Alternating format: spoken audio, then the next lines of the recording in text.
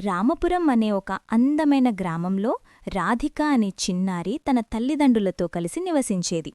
రాధిక చాలా బుద్ధిమంతురాలు. అంతకంటే మిన్నగా తను చాలా పొదుపుగా ఉండేది. చిన్నప్పటి నుండే రాధికకు ఒక మంచి అలవాటుండేది. బంధువులెవరైనా ఇంటికి వచ్చినప్పుడు ప్రేమతో ఇచ్చే 10, 20 రూపాయలను తను వృధా చేయకుండా ఒక మట్టి హుండీలో దాచుకునేది. స్కూల్ దగ్గర తోటి పిల్లలందరూ కుర్కురేలు, చాక్లెట్లు మరియు రంగురంగుల బొమ్మలు కొనుక్కుంటుంటే రాధిక మాత్రం ఆ ఆశలకు లొంగేది కాదు.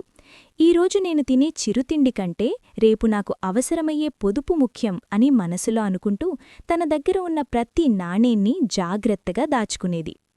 అలా రోజులు గడుస్తున్న కొద్దీ రాధిక హుండీ బరువుతో పాటు తన నమ్మకం కూడా పెరుగుతూ వచ్చింది. కాని కాలం ఎప్పుడూ ఒకేలా ఉండదు. హఠాత్తుగా రాధిక తండ్రి తీవ్ర అనారోగ్యానికి గురయ్యారు.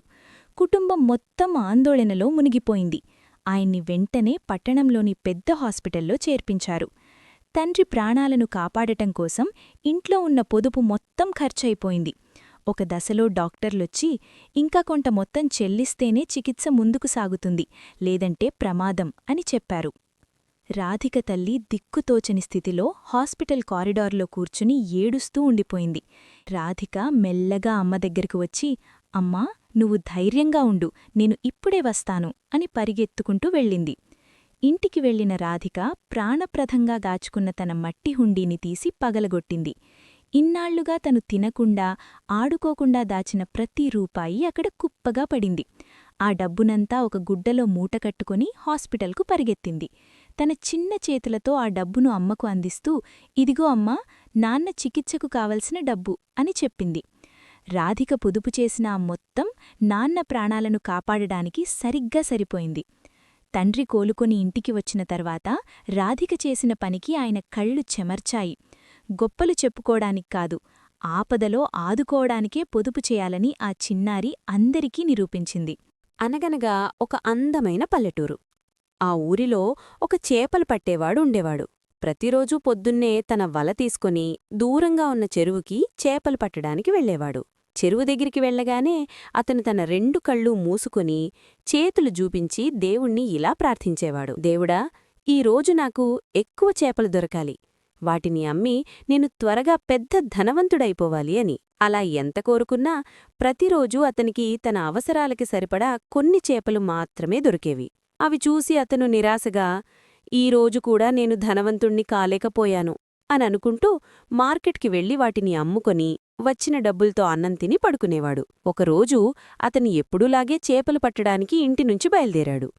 అయితే దారిలో అతనికి ఒక పేద కుటుంబం కనిపిస్తుంది. చిరిగిపోయిన బట్టలు, ఆకలితో ఉన్న పిల్లలు. ఇది చూసిన చేపలు పట్టేవాడి మనసు కరిగిపోయింది. తన గురించి కాకుండా వాళ్ల గురించే ఆలోచించడం మొదలుపెట్టాడు.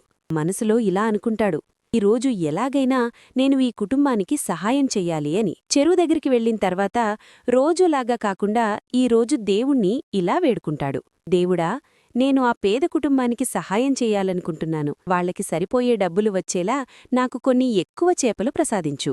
అలా అని అతను వల వేయగానే తన ఊహ కంచి మించి వల నిండా చేపలు పడ్డాయి. అవి చూసి ఎంతో సంతోషించిన చేపలు పట్టేవాడు వెంటనే మార్కెట్కి పరిగెడతాడు. ఆ చేపలమ్మి వచ్చిన డబ్బుల్తో ఆ కుటుంబం కోసం కొత్త బట్టలు, నెలకి సరిపోయే వంట సామాన్లు కొంటాడు. అక్కడినుంచి సీదా ఆ పేద కుటుంబం దగ్గరికి వెళ్లి వంట సామాన్లు, బట్టలు వాళ్లకిస్తాడు. వాళ్లు ఎంతో సంతోషంతో వాటిని తీసుకుని అతనికి ధన్యవాదాలు చెప్తారు. ఆ రోజు చేపలు పట్టేవాడు ఎప్పుడూ లేనంత సంతోషంతో తన ఇంటికి తిరిగొచ్చాడు. పడుకునే ముందు అతను తన మనసులో ఇలా అనుకుంటాడు, నేను ఒకవేళ ఈరోజు ఎక్కువ చేపలు అమ్మి ధనవంతుణ్ణి అయినా కూడా ఇంత సంతోషం దొరికేది కాదేమో. చూశారు కదా పిల్లలు, మనకోసమే కాకుండా పక్కవారి కోసం కూడా ఆలోచిస్తే మనకి దొరికే ఆ సంతోషమే వేరు. అనగనగా ఒక పెద్ద మర్రి చెట్టు. ఆ చెట్టు నీడన 2 కుండలు ఉండేవి. ఒకటి తళతళా మెరిసే ఇత్తడికుండ, రెండోది సాదాసీదాగా కనిపించే మట్టికుండ. ఇత్తడికుండకు తన రూపం మీద లేనిపోని గర్వం.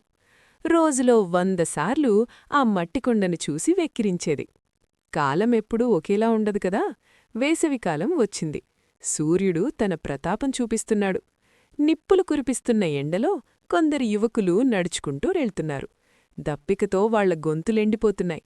సరిగ్గా అదే సమయానికి వాళ్ల కళ్ళు ఆ చెట్టు కింద ఉన్న కుండలపై పడ్డాయి. వాళ్ళు పరుగు పరుగున వెళ్లారు. ముందుగా కంటికి మెరుస్తూ కనిపించిన ఇత్తడి కుండను ఎత్తారు. ఆశగా నీళ్లు తాగబోయారు. కాని ఏమైంది? ఆ నీళ్లు ఎండవేడికి కాగిపోయున్నాయి. వెంటనే పక్కనే ఉన్న మట్టికుండవైపు చూశారు. అందులో నీళ్లు చూడగానే వాళ్ల కళ్లల్లో ఒక మెరుపు వచ్చింది. దోసిళ్లతో ఆ నీళ్లు తాగారు. ఆ నీళ్లు ఎలా ఉన్నాయో తెలుసా? ఫ్రిడ్జ్లో పెట్టినట్టు చల్లగా, అమృతంలా ఉన్నాయి. వాళ్లు తృప్తిగా నీళ్లు తాగి వెళ్ళిపోయారు. అప్పటివరకు అహంకారంతో విర్రవీగిన ఇత్తడికుండ అవమానంతో తలదించుకుంది. తన మెరుపు దాహాన్ని తీర్చలేకపోయిందని, మట్టికుండ రూపం సాదాసీదాగా ఉన్నా దాని గుణం గొప్పదని అర్థం చేసుకుంది. చూశారుగా, లోకంలో ఏ వస్తువు కూడా తక్కువ కాదు. ఒకరికి రూపముంటే ఇంకొకరికి గొప్ప గుణం ఉంటుంది. ఎదుటివారిని చూసి తక్కువ అంచనా వేయడం మన మూర్ఖత్వమే తప్ప మరొకటి కాదు. రూపం చూసి మోసపోకు, గుణమే నీ అసలైన బలం. రామపురం అనే ఒక అందమైన గ్రామం. ఆ గ్రామంలో ఒక వడ్డీ వ్యాపారి ఉండేవాడు. ఆయన దగ్గర చాలా డబ్బుండేది. కాని మనిషి మాత్రం పరమ పిసినారి. ఇతరులకు అప్పులిచ్చి వడ్డీ పేరుతో వారి దగ్గర్నుండి రెట్టింపు డబ్బులు వసూలు చేస్తూ ఉండేవాడు. ఎవ్వరికీ ఒక్క పైసా కూడా సహాయం చేసే గుణం ఆయనకు లేదు. అలా ఒకరోజు పక్క ఊరి నుంచి వడ్డీ డబ్బులు వసూలు చేసుకుని తన నాణేల సంచితో సైకిల్ మీద ఇంటికి తిరిగి వస్తున్నాడు. ఆ ఆతృతలో సంచి ఎప్పుడు కింద పడిపోయిందో ఆయన గమనించలేదు. అదే దారిలో వెళ్తున్న ఒక గొర్రెల కాపరికి ఆ నాణేల సంచి దొరికింది. అది చూసిన గొర్రెల కాపరి, పాపం, ఎవరో కష్టపడి సంపాదించుకున్న డబ్బు పోయినట్టుంది, దీన్ని ఎలాగైనా యజమానికి చేర్చాలి అని అనుకున్నాడు. ఇక్కడ ఇంటికి చేరుకున్న వడ్డీ వ్యాపారి తన సంచి పోయిందని తెలిసి గజగజ వణికిపోయాడు. వెంటనే ఊరంతా ఒక ప్రకటన చేయించాడు. నా నాణేల సంచి ఎవరికైనా దొరికి తిరిగి ఇస్తే వారికి 10 నాణాలు బహుమతిగా ఇస్తాను అని ప్రకటించాడు. ఆ ప్రకటన విన్న గొర్రెల కాపారి వెంటనే వ్యాపారి దగ్గరకు వెళ్ళి, అయ్యా, ఇదిగోండి మీ సంచి నాకు దొరికింది అని నిజాయితీగా అప్పగించి ఆశగా తన 10 నాణాల బహుమతి కోసం అడిగాడు. కాని ఆ పిసినారి వ్యాపారికి 10 నాణాలు ఇవ్వడం అస్సలిష్టం లేదు. ఎలాగైనా తప్పించుకోవాలని ఒక ప్లాన్ వేశాడు. సంచిని తెరిచి చూసి, ఏయ్, నా సంచిలో 60 నాణేలుండాలి, కాని ఇందులో 50 మాత్రమే ఉన్నాయి. అంటే నువ్వు అడిగే 10 నాణేలు ముందే తీసేసుకున్నావన్నమాట. ఇక బహుమతేంటి? వెళ్ళు వెళ్ళు అని గొర్రెల కాపర్ని గద్దించాడు. గొర్రెల కాపరి ఎంత బతిమాలినా నేను తీసుకోలేదు సామి అని మొత్తుకున్నా వ్యాపారి వినలేదు. దాంతో చేసేది లేక గొర్రెల కాపరి ఈ విషయాన్ని గ్రామ పెద్ద దగ్గరకు తీసుకెళ్లాడు. గ్రామ పెద్ద ఇద్దరి మాటలు నిదానంగా విన్నాడు. వ్యాపారి తెలివితేటలు ఆయనకు ముందే తెలుసు. అందుకే ఒక వినూత్నమైన తీర్పు చెప్పాలనుకున్నాడు. గ్రామ పెద్ద వ్యాపారిని అడిగాడు, నీ సంచిలో ఖచ్చితంగా ఎన్ని నాణాలుండాలి అని. దానికి వ్యాపారి ఏమాత్రం తడబడకుండా 60 నాణాలుండాలయ్యా అని చెప్పాడు. అప్పుడు గ్రామ పెద్ద సంచిని చూసి, మరి ఇందులో ఎన్నున్నాయి అని అడగ్గా 50 ఉన్నాయి అని వ్యాపారి సమాధానమిచ్చాడు. అప్పుడు గ్రామ పెద్ద ఇలా తీర్పిచ్చాడు, చూడు వ్యాపారి, నీ లెక్క ప్రకారం నీ సంచిలో 60 నాణాలుండాలి, కాని ఈ సంచిలో 50 నాణాలు మాత్రమే ఉన్నాయి. అంటే దీనర్థం ఇది నీ సంచి కాదు. నిజంగా గొర్రెల కాపరి దొంగతనం చెయ్యాలి అనుకుంటే సంచి మొత్తమే దాచుకునేవాడు. కాని ఆయన నీకు తెచ్చి ఇచ్చాడు. కాబట్టి ఎవరిదైనా 60 నాణాల సంచి దొరికినప్పుడు నీకు పిలిచి ఇస్తాం. అప్పటివరకు ఈ 50 నాణాల సంచి గొర్రెల కాపరి దగ్గరే ఉంటుంది అని తీర్పు చెప్పాడు. ఆ తీర్పు విన్న వ్యాపారికి మైండ్ బ్లాక్ అయిపోయింది. తన పిసినారితనంతో 10 నాణాలు వాదా చేయబోయి తన దగ్గర ఉన్న 50 నాణాలను కూడా పోగొట్టుకున్నాడు. అతి తెలివి ప్రదర్శించి చివరకు తనే మోసపోయానని గ్రహించి తలదించుకుని అక్కడినుంచి వెళ్ళిపోయాడు. చూశారు కదా, ఇతరులను మోసం చెయ్యాలని చూస్తే చివరికి మోసపోయేది మనమే. అందుకే ఎప్పుడూ స్వార్థం కోసం అబద్ధాలాడకూడదు. అనగనగా ఒక ఊరిలో ఒక విచిత్రమైన కాకి ఉండేది. అది చూడటానికి అన్ని కాకిలతో పోలిస్తే చాలా వేరుగా ఉండేది. దానికి బలమైన కవచాలతో పాటు పెద్ద గోర్లు కూడా ఉండేవి. దాన్ని చూసి వేరే పక్షులే కాకుండా ఆ ఊర్లో ఉన్న మనుషులు కూడా గజగజ వణికేవారు. రాను రాను ఆ కాకి చేష్టలకి అడ్డూ అదుపు లేకుండా పోయింది. ఊర్లో ఉన్న కోళ్లని, మేకల్ని అది చంపి తినేది. మనుషులు ఏమీ చెయ్యలేక ఉండిపోయారు.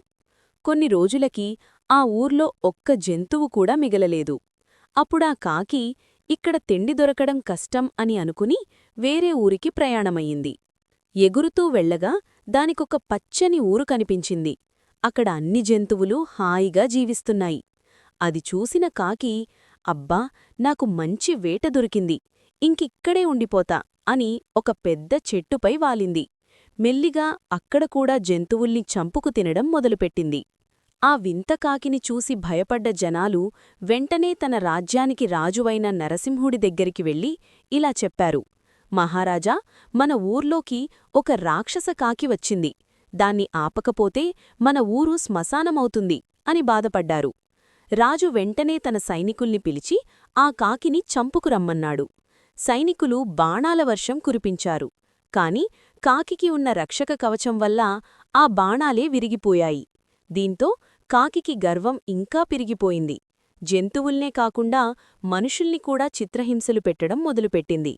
ఇంటి కప్పులని కూల్చేయడం, నీళ్ల కుండలని పగలగొట్టడం, ఇలా చాలా రకాలుగా హింసలు పెట్టింది. ఇంక చేసేది ఏం లేక ప్రజలు ఊరి చివర ఉన్న ఒక సాధువు దగ్గరికి వెళ్లారు.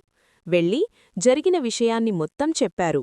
అది విన్న సాధువు ఇలా అన్నాడు: ఆ కాకిని మనం బలంతో ఓడించలేం, కేవలం బుద్ధితోనే ఓడించగలం అని చెప్పి తన దగ్గర ఉన్న మూలికతో ఒక మెరిసే లడ్డు తయారుచేశాడు. ఆ లడ్డుని ప్రజలకి ఇచ్చి ఏం చేయాలో చెప్పాడు.